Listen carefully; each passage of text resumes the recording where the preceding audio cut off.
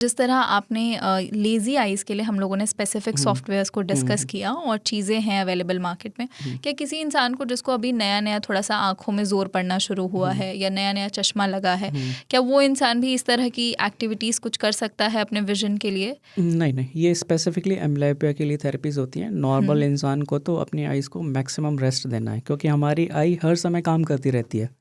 आप देखिए, दूर देख रहे हैं, उस समय पे भी काम कर रही है।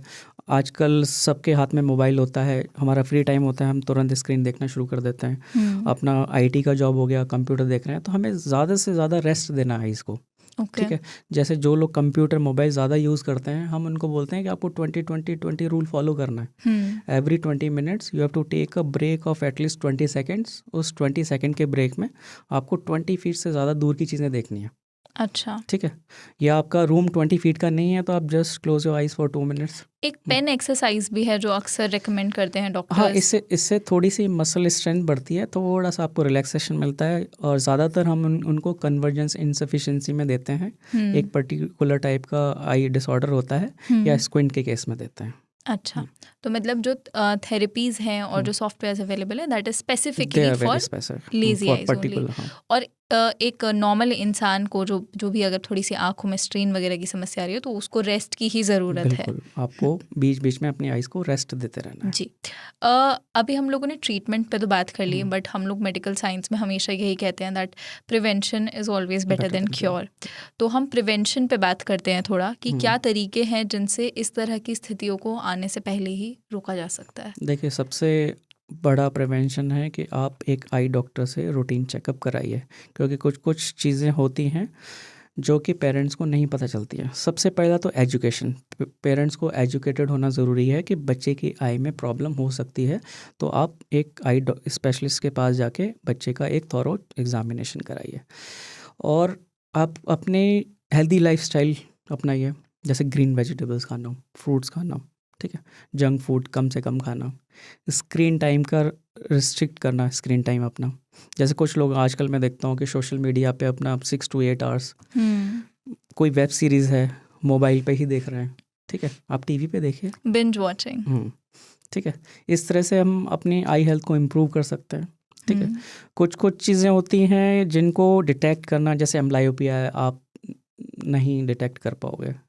यदि दोनों आंखों में एम्ब्लायोपिया है तो हाँ, आप अर्ली डिटेक्ट कर लेते हो। तो मतलब आपको डॉक्टर के पास जाना, मतलब साल रूटीन में टेस्ट, एक बार आप रूटीन टेस्ट ज़रूर बिल्कुल करवाएं अपनी आंखों बिल्कुल। का। डॉक्टर, कुछ थोड़ा सा ये ना, क्योंकि घरेलू नुस्खों पर लोगों का बहुत ज़ोर रहता है, और ख़ास तौर से जब मैं देखती हूँ स्पेशली आँखों के मामले में, ईएनटी के मामले में, नाक कान कुछ भी आ जाता है, लोग कोशिश करते हैं हम ही अपने आप से कुछ अदरक पानी मिला के कुछ करें।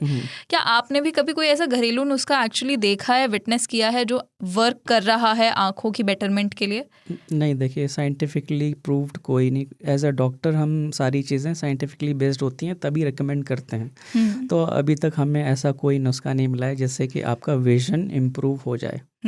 आइज़ को बेस्ट होता है, आइज़ के लिए कुछ नहीं करना है आपको।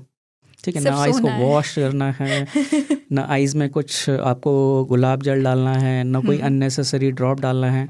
आपका स्क्रीन टाइम बहुत ज़्यादा है तो आप एक सिंपल सा लुब्रिकेंट ज़रूर यूज़ कर सकते हो, जो ड्राइनेस को प्रिवेंट करने के लिए। अदरवाइज़ आइज़ के लिए स्पेशली हमें कुछ करने की ज़रूरत नहीं है। बस एक रूटीन टेस्ट कराना है विजन के लिए कि कहीं आपको कोई विजुअल डिस्टर्बेंस तो नहीं है।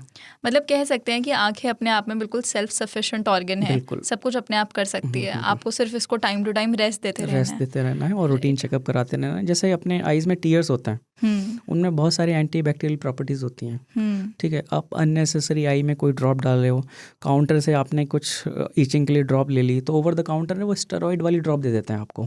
अच्छा। जिससे फर्दर कॉम्प्लिकेट होने के चांसेस होते हैं, जैसे कि काला मोतिया बन जाना। काला मोतिया और एक ड्रेडेड डिजीज़ है जिसमें अपनी आंखों की नस सूख जाती है आंखों का प्रेशर बढ़ने की वजह से, जिसका भी कोई ट्रीटमेंट नहीं है यदि अर्ली डिटेक्ट नहीं किया गया हो।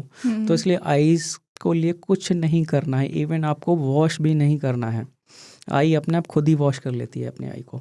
लेकिन कभी कभी तो जैसे आंखों में कुछ लग जाता है, सुबह आप उठते हैं तो आंखें बिल्कुल उनिंदी रहती हैं, तब आप प्रेफर करते हैं कि चलो अब थोड़ा सा वॉश तो, मतलब ठीक ये है, तो ये हाँ, आपका अच्छा क्वेश्चन है। हमारी पुराने टाइम से ही आदत है, शुरू से ही, कि हम सुबह उठते ही अपना regular hygiene routine face clean sort of, करते हैं, तो हम अपनी आईज़ को ओपन करके आई हाँ, स्प्लैश भी कर पानी लेते हैं। छपकाते हैं। ठीक है, तो आप सिंपल करिए, आपको करना है तो केवल आरओ वाटर यूज़ करिए और आइज़ को ओपन करने की ज़रूरत नहीं है, आइज़ को क्लोज़ करके आराम से आई को क्लीन कर सकते हैं।